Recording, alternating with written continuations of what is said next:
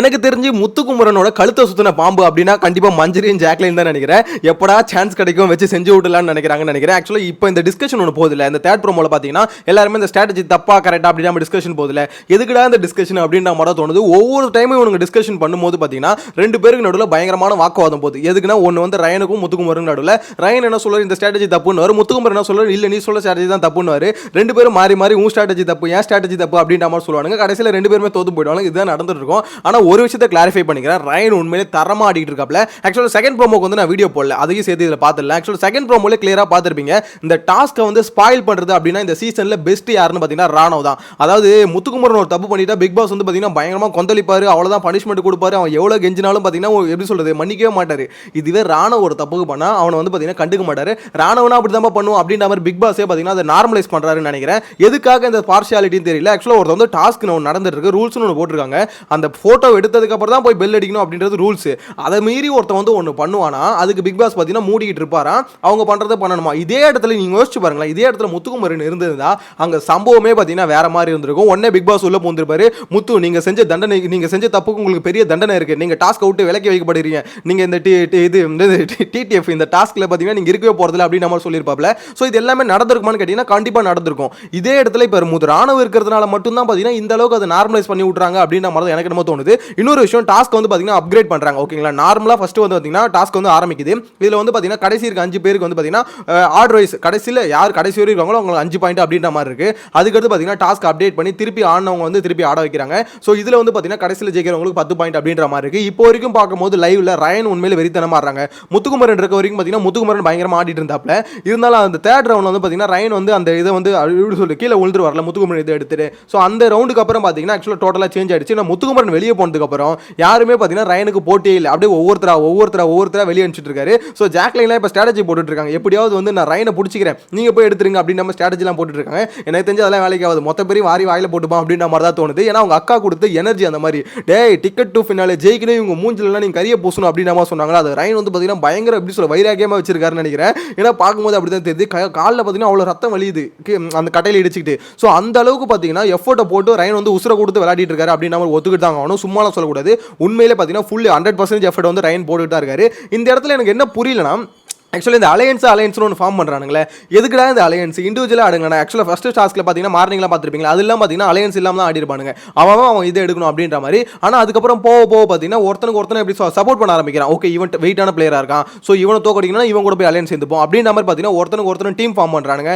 அந்த team form ஆனதுக்கப்புறமா இவன் எனக்கு நம்பிக்கை இல்லை அப்படின்னு சொல்லிட்டு இவன் துரோகி அப்படின்ற மாதிரி ஒரு விஷயம் வந்து பேச்சு பொருளாகுது. அதுதான் பார்த்தீங்கன்னா செகண்ட் ப்ரோமோல வந்து ராணுவ சொல்லியிருப்பாரு, எப்பா ராணுவ எங்கள் டீமில் தானே இருந்து அப்போ எங்களுக்கே துரோகம் பண்ணுற அப்படின்ற மாதிரி ராணுவ சொல்லியிருப்பாரு. ராணுவ எனக்கு தெரிஞ்சு எப்படி தெரியுமா இருக்கும் ராணோட மைண்ட் செட், டேய் நான்லாம் எப்பவுமே அப்படிதான்டா, கேப்டன்சி டாஸ்க்லேயே எப்படி விஷாலிட்டியும் பேசினேன் இங்கேயும் பேசினேன், ஏன்னா நான் வந்து குழப்பம் பண்ணுறதுங்க வந்தவன்டா அப்படின்ற மாதிரி பார்த்தீங்கன்னா விஜய் சேதுபதி திருப்பி அதான் சொல்லுவார். ஏன்பா விஜய் சேதுபதி வந்து கேட்டாருன்னு வச்சுக்கோங்களேன், ஏன்பா ராணவ் ஏன்பா அது மாதிரி பண்ணேன், ஒரு அலையன்ஸ் ஒன்று போட்டேன் அதுக்கப்புறம் அங்கேருந்து ஏன்பா அங்கே தாவணும் அப்படின்னு கேட்டாருன்னு வச்சுக்கோங்களேன். அதெல்லாம் ஒன்றும் இல்லை சார், என்னை பொறுத்த வரைக்கும் அங்கே ஒரு குழப்பம் பண்ணணும், நான் வந்து பார்த்தீங்கன்னா கொஞ்சம் டிஃப்ரெண்ட்டாக யோசிப்பேன் அப்படின்ற மாதிரி சொல்லிட்டு இருப்பாருன்னு நினைக்கிறேன். எனக்கு தெரிஞ்சு விஜய் சேதுபதி இந்த வீக்கெண்டில் ராணவ் வச்சு செதுக்க போறாரு தோணுச்சுங்க. இன்னொரு முக்கியமான விஷயம் என்ன சொல்லுவா, ஆக்சுவலாக இந்த டிக்கெட் டு ஃபினாலே டாஸ்க் இருக்குல்ல, இந்த டாஸ்க்ல வின்னர் யாருன்னு இப்பயே கிளியரா சொல்லிறேன். யாருன்னு பார்த்தீங்கன்னா ஒன்று ராணவ் இல்லை விஷால் அருண், இவங்க 3 பேர்ல ஒருத்தர் தான் கம்பல்சரி வின் ஆவாங்க. ஏன்னு பார்த்தீங்கன்னா இந்த டாஸ்க் ஃபுல் அண்ட் ஃபுல் பார்த்தீங்கன்னா இவங்க 3 பேர்ல ஒருத்தரை ஜெயிக்க வைக்கிறதுக்கோசம் தான் பார்த்தீங்கன்னா இந்த டாஸ்க் வந்து ஒரு சைடாக வந்து போயிட்டு இருக்கு. நான் அடிச்சு சொல்றேன், நீங்க நோட் பண்ணி வச்சுக்கோங்க. இவங்க 3 பேர்ல ஒருத்தர் தான் வின்னர் ஆக போறாங்க.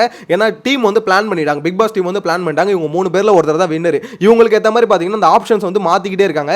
ஏன்னா அவங்கள பொறுத்தவரைக்கும் இவங்க 3 பேரும் பார்த்தீங்கன்னா ஃபினாலேக்கு வரதுக்கு வாய்ப்பு ரொம்ப கம்மி. ஸோ இந்த 3 பேர்ல ஒருத்தர் வந்து தூக்கிட்டு வந்துடலாம் அப்படின்ற மாதிரி தான் பிளான் பண்றாங்க. மேபி அது ராணவாவும் இருக்கலாம், இல்லை விஷாலாவும் இருக்கலாம், இல்லை அருணாவும் இருக்கலாம். ஸோ 3 பேருக்கு ஒரு ஆப்பர்ச்சுனிட்டி போகுது அப்படின்ற மாதிரி தான் என்ன பொறுத்த வரைக்கும் தோணுது. இது எந்த அளவுக்கு ஃபேரா இருக்குன்னு தெரியல. ஏன்னா டாஸ்க்கை வச்சு பார்க்கும்போது கிளீனா தெரியுது, ஒவ்வொரு இடத்துலையும் பார்த்தீங்கன்னா சில இது வந்து பார்த்தீங்கன்னா இவங்களுக்கு ஃபேவரா இருக்கு. ஆக்சுவலாக இப்போ இவங்க வெளியே போனதுக்கு அப்புறம் திருப்பி உள்ள வரதே காரணமே என்னன்னா, ஓகே இவங்களுக்கு பாயிண்ட் இல்லை, ஸோ இவங்களை உள்ள விட்டா திருப்பி அவங்க பாயிண்ட் எடுக்க முடியும் அப்படின்ற ஒரு ஸ்ட்ராட்டஜிஸ் எல்லாம் பிளான் பண்றாங்களே. ஸோ இது எல்லாமே பார்த்தீங்கன்னா ஒன்று விஷால் அடிக்கணும், இல்லை வந்து அருண் அடிக்கணும், இல்லை வந்து ராணவ் அடிக்கணும். இவங்க 3 பேர்ல ஒருத்தர் தான் டிக்கெட் ஃபினாலே டாஸ்க் வந்து ஜெயிச்சு அந்த டிக்கெட்டை வந்து வாங்கணும் அப்படின்ற மாதிரி சேனல் வந்து முடிவு பண்ணிட்டாங்க. நான் அடிச்சு சொல்றேன், இவங்க 3 பேர்ல ஒருத்தர் தான் கம்பல்சரி வின் பண்ண போறாங்க அப்படின்ற மாதிரி இப்போ வரைக்கும் தெரியுதுங்க.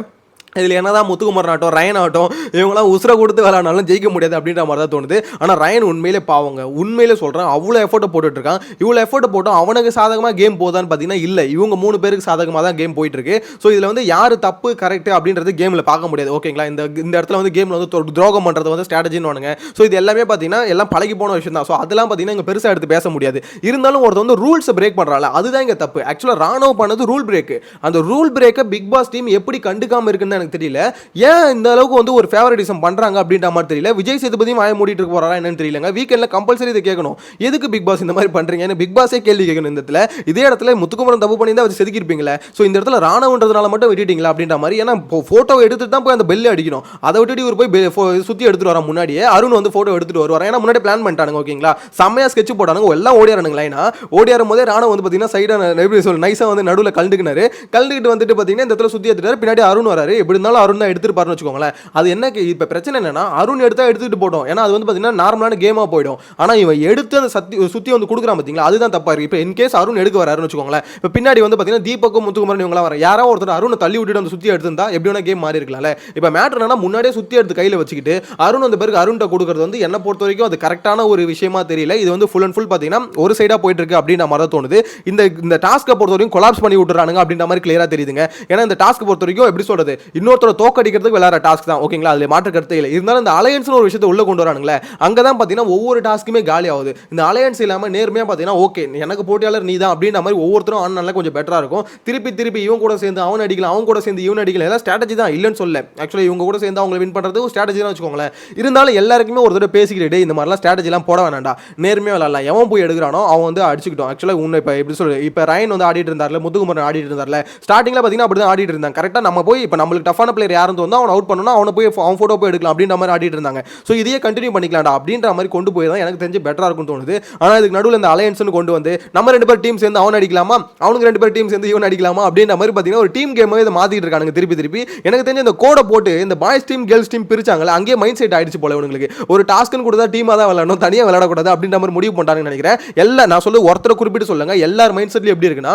நம்ம ஒரு அலையன்ஸ் ஃபார்ம் பண்ணணும். அந்த அலையன்ஸ் ஃபார்ம் பண்ணால் அடுத்து, ஏன்னா கொஞ்ச நேரத்தில் என்ன ஆயிடுதுன்னா ஆக்சுவலாக வீக்காக இருக்கவங்க என்ன பண்ணிடுறாங்க, டக்குன்னு வந்து ஒரு அலையன்ஸை வந்து போட்டுறாங்க. எப்படின்னா இப்போ நம்ம வீக்காக இருக்கும். இப்போ ஜாக்லின் அதான் சொன்னாங்க, ஆக்சுவலாக ரயனை தோக்கடிக்கணும்னா நம்ம எல்லாம் ஒன்று சேரணும்.